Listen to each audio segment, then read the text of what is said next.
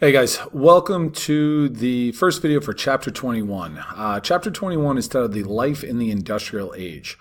And remember, in Chapter 19, we discussed how the Industrial Revolution began and how its initial phase began changing society in terms of how people lived, how people worked, and how people viewed society differently as well. What we're going to discuss in this chapter is how the Industrial Revolution enters its next phase. It begins spreading to more countries, power sources change, electricity begins to emerge as a dominant power source, and giant companies grow to control entire industries. So first, let's talk about how the Industrial Revolution spreads.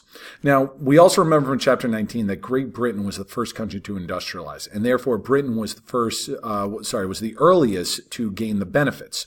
Soon, though, you started to see more nations industrialize, right? New industrial powers are going to emerge.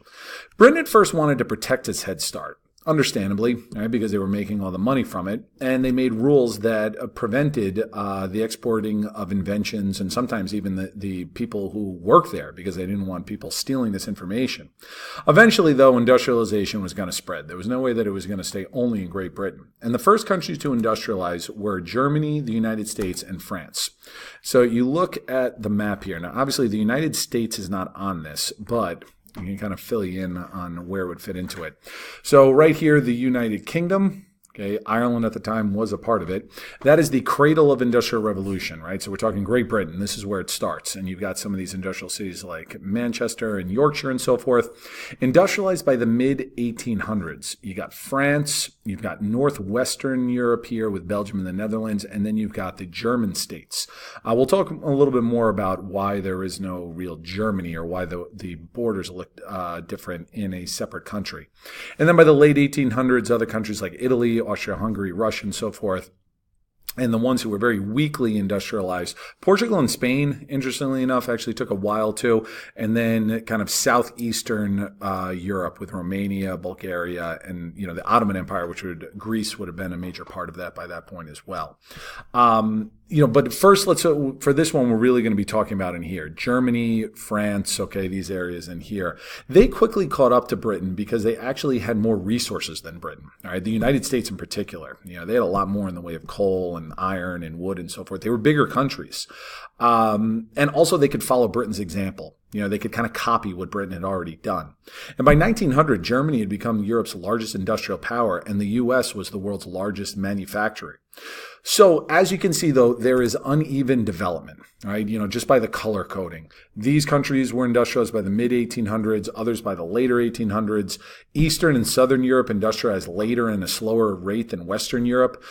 Part of it was due because some countries just lacked natural resources that Britain and Germany had. Some of these countries are smaller. Others, like Russia, had a very old social and political conditions that slowed its development. Overall, though, industrializations led to urbanization throughout Europe. Let me erase this. Okay, you see the industrialized area are the shaded areas. So we're talking mostly England, France, Germany. But then you're starting to have industrial centers, okay? And focus mainly here, like the large red ones. These are populations over 1 million. And you notice how they're starting to pop up in more industrialized sites. London, obviously, by 1900, London was the world's largest city. You've got Paris, but you've also got in Germany, you've got Hamburg, big industrial site. You got some other ones, population over 500,000. Berlin's becoming a bigger one. Vienna's becoming a bigger one. You notice how you have three other ones just in England alone. So Great Britain is still seeing the kind of quickest development due to industrialization, but you're seeing at Brussels, Dusseldorf, I'm sure there are a couple other ones in there. Dublin, interestingly enough, in Ireland. So you're starting to see this spread of urbanization due to industrialization. As I said, you notice how they're pretty much all here in northwestern Europe. You have no large cities throughout Eastern Europe. Constantinople, but that's an ancient one. And Moscow is a mid-sized one. But that's it for Russia. That's it for the old Ottoman Empire. Really, it's becoming very lopsided in terms of the development of this region of Europe as opposed to Eastern and Southern Europe. Okay, so new technology. As industrialization spreads, it leads to the development of new technology. Numerous individuals saw industrialization as opportunities to improve on product and processes in order to make money. People weren't doing this for philanthropic reasons, just to make the world a better place. They wanted to get paid. Let's just kind of get right into this here with the first one, Henry Bessemer. All right, he developed a new way to make steel. Now, steel had been around for a long time, even before the Industrial Revolution, but it was difficult to make. The Bessemer process now made it quicker and easier to make steel, which resulted in it being produced in much larger quantities. So you can now make things such as skyscrapers. You can make larger bridges. You could make a lot more railroad tracks. So steel definitely goes hand in hand with the Industrial Revolution.